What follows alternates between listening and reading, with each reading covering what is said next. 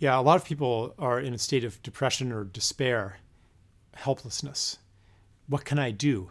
Because anything that you tell them to do or anything that they can think of to do isn't going to be enough. For one thing, you're just one person.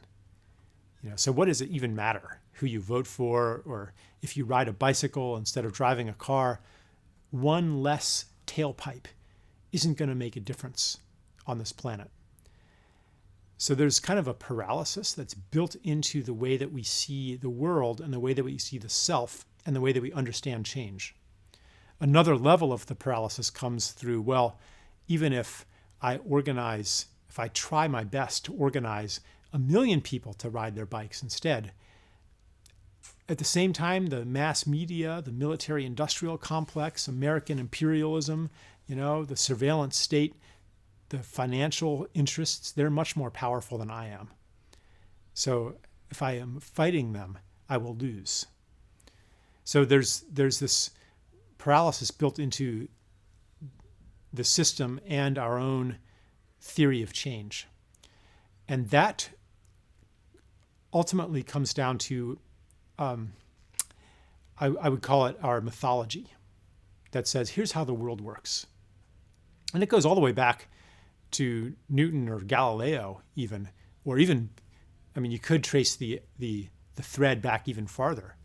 But it says basically you're a separate being in a world of other, that your effect on the universe comes down to how much force you're applying and how much information you have about where to apply that force. So if you're doing some humble thing, say you're taking care of your grandmother who's sick, or you're spending time with a dying person, and there's this moment of forgiveness there, well, that's all very nice, but it's not going to change the world.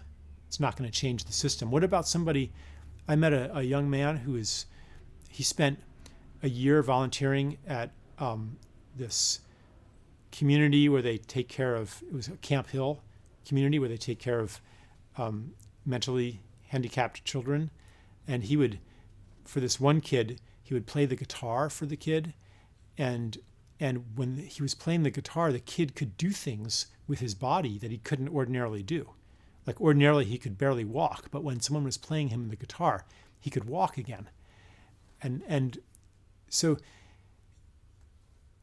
is that act, is that commitment that young man was making to spend a year playing the guitar for a few handicapped children, does that change the universe?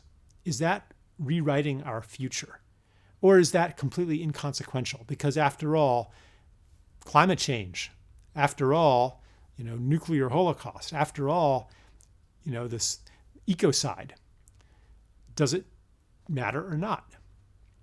Our received worldview says it doesn't. But what I'm saying is that we know better than that.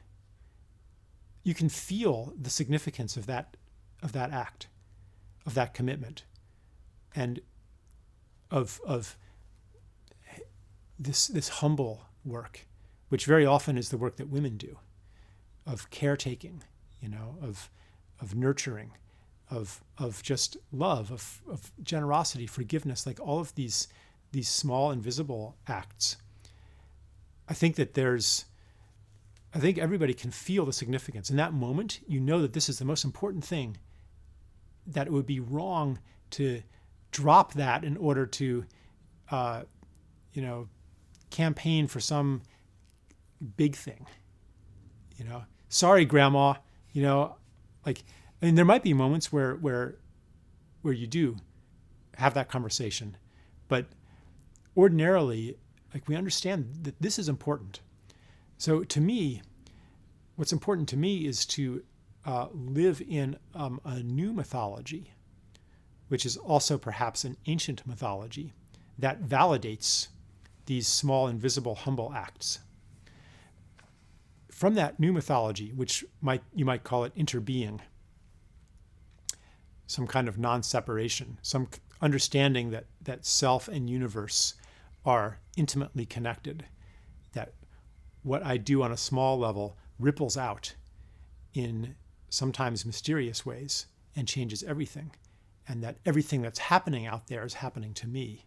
This kind of intimacy between self and universe. When we are living in that, then we know that everything we do is important, that each of our own choices are as important as the choices of, the head of the central bank or the president or somebody like that. And despair has no place in that worldview, in that mythology.